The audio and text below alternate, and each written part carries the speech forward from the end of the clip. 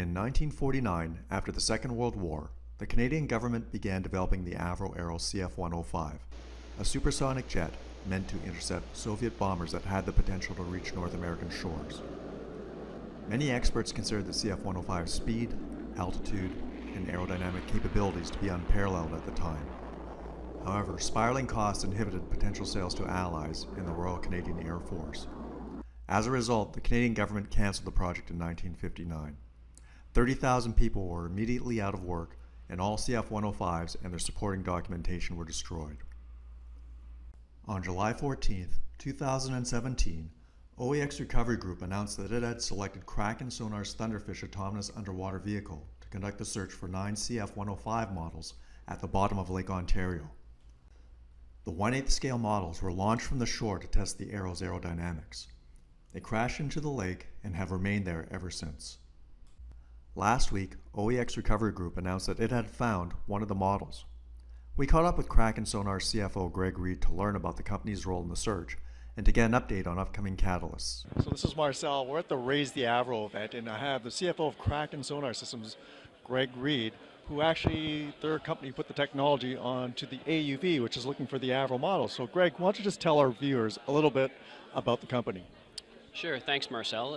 We're an underwater robotics company based out of St. John's, Newfoundland.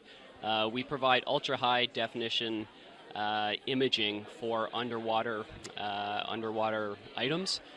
We started as a sensor company providing our sensors on other people's underwater vehicles. We've since evolved to providing our own underwater vehicles. They could be tethered or they could be completely autonomous, or what's known as an AUV, an autonomous underwater vehicle. And so how did you get involved in this event? Did they come to you and they knew about your technology? Because I know this technology was vetted by the US Navy, and other navies have deployed it, your sensor technology anyways, and now you've moved into systems. But how did Kraken Sonar get into this event? So our background is the technology is called SAS, or synthetic aperture sonar. And there's only a handful of companies in the world that have SAS technology, ourselves and then 3 or 4 other major international defense companies. We're a Canadian company. The Raise the Avro expedition is backed by Canadians. We had worked on the Franklin expedition back in 2014 with our technology, and just through word of mouth and it being a small industry, when John Brzezinski and his team were looking to do this job, they had come across Kraken through a connection, and it was also at the same point where we had just received our first autonomous underwater vehicle called Thunderfish. And so not only did we have the imaging technology, but we now had our own vehicle. We could provide the full so-called soup to nuts solution for them. But this isn't the only contract you guys are working on. You had just announced a large $3 million Canadian contract with a company called Ocean Infinity, who I believe is their seabed mapping, seabed intelligence. And this is pretty significant because just doing some research behind their vehicles, I saw that their vehicles came from a company called Kongsberg, who I believe is one of your competitors. So. Yeah, so it's a somewhat complicated industry. We've traditionally sold sensors that sell for $300,000 or $400,000 onto other people's vehicles.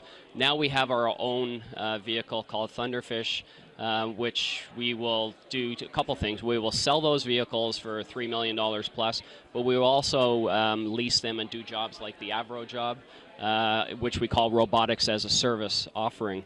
And the contract that we announced earlier this week with Ocean Infinity, Ocean Infinity is a company that have bought 8 Kongsberg AUVs, so these orange torpedo-shaped AUVs. What's significant about it is, beside it being a $3 million contract, which is very material for us, it's the first time Kongsberg has ever been displaced from their own vehicles in terms of their imaging sonars. So Kongsberg's a competitor of ours both on the vehicle side, but they have SAS sensors also. And in this case, the customer, rather than using Kongsberg SAS sensors, is using our SAS sensors, which really validates what we've been trying to get out all along in terms of a message, is our value proposition to the industry. I believe you also have bigger things on the horizon. There's been some military contracts that you guys have been shortlisted on. Can you talk about those?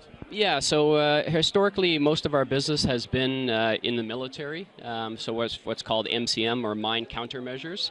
in the what you're referring to on the shortlist job is there's a large Far East Navy which is it's upgrading its mine hunter fleet as well as its mine countermeasures equipment.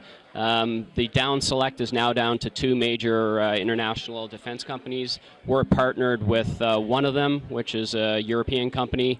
Our piece of the business, if we're successful winning it, would be north of $50 million in revenue, which is a step magnitude from where we are today. Trials, the technical bake-off is going to happen here in Q4, and then after that, the contract award is expected in Q1. So we still don't know if we're going to win, but at least we have 50-50 odds right now. Besides being a large contract. And it just highlights as well that we're partnered with some big companies that bring us to market on big opportunities, and as I said, there's only a handful of companies in the world that have the capability that we do. So we've got some good partnerships which will drive business for us. So good things on the horizon for Kraken Sonar. So for investors that want to invest, the stock ticker is PNG on the Toronto Stock Exchange Venture Exchange. And again, this is Marcel Valentine with Greg Reed, CFO of Kraken Sonar. Thanks, Marcel. Thank you, Greg.